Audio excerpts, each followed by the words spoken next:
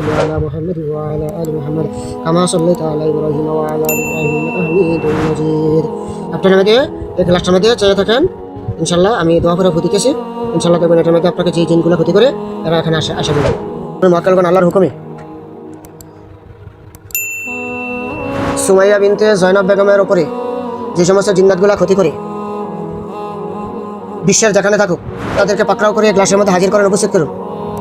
তাদেরকে গ্লাসের মধ্যে হাজির করেন, উপস্থিত করুন। সুমাইয়াকে ক্ষতিকারক জিন, জাদু, বান, কুফরি যা কিছু আসো সারা বিশ্বের যেখানে থাকো, লুকাইতে থাকো, তার শরীরে থাকো, বাইরে থাকো, সারা বিশ্বের যেখানে থাকো, আল্লাহর হুকুমে গ্লাসের মধ্যে হাজির ও উপস্থিত হও। সমস্ত মক্কালগণ তাদেরকে পাকড়াও করে গ্লাসের মধ্যে হাজির করেন, উপস্থিত করেন। খেয়াল করেন তো গ্লাসের মধ্যে কিছু দেখতেছেন?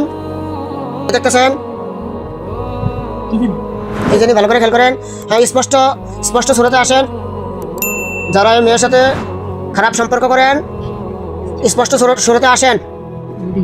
আপনি দেখেন তো কি দেখা যায়,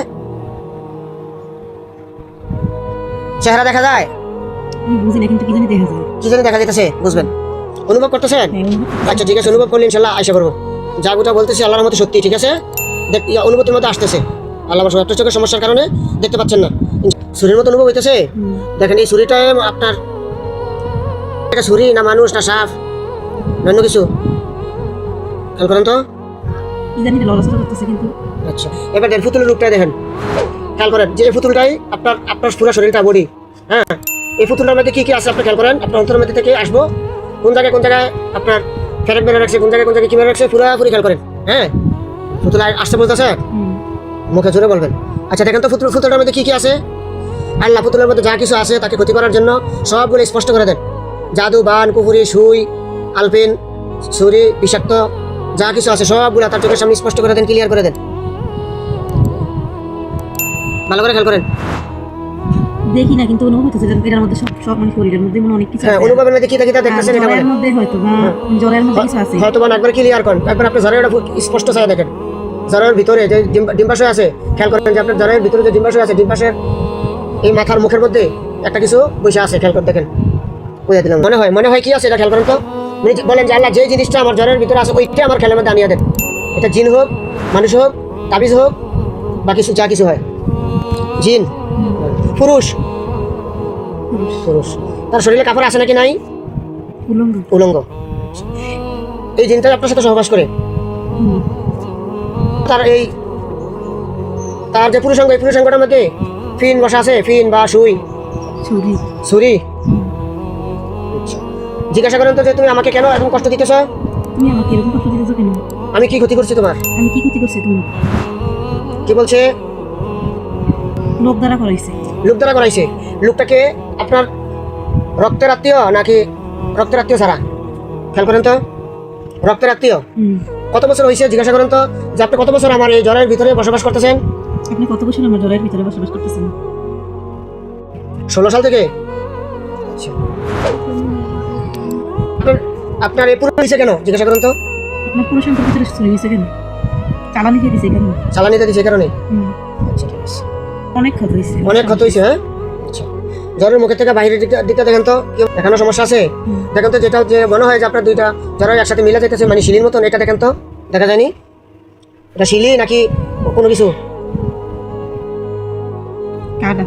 কাটা দিয়ে সিলাই দিছে। হ্যাঁ, কি কাটা এটা জিজ্ঞাসা করেন তো, কাটাটা কি কাটা? এটা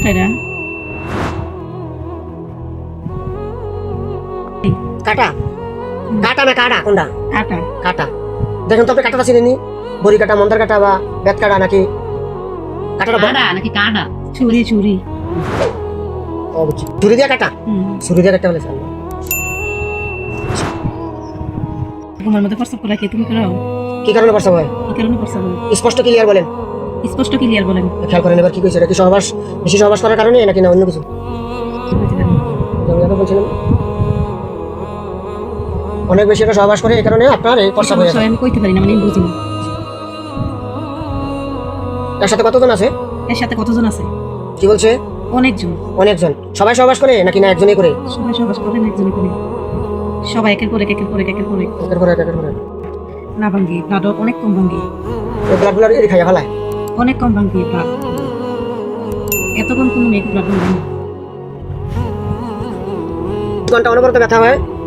এই চুরি ঢুকে রাখার কারণে আমি 24 ঘন্টা ব্যথা হয়। হ্যাঁ, এই চুরি ঢুকার কারণে 24 ঘন্টা ব্যথা হয়। আল্লাহ তুমি জানে দুশ্মনরও এই ধরনের রোগ দিও না মাওলা। জানো তো মানে কবিরাজ সাঁতারের কবিরাজ দিয়ে সালাম করছে। সাঁতারের কবিরাজ চালান করছে, সাঁতারের কবিরাজ দিয়ে সালাম করছে। দেখতেছেন আমি অনুভব করতেছি এবং কি তার চেহারা আমার সাথে মানে চোখের সামনে বাসতেছে। বাসতেছে।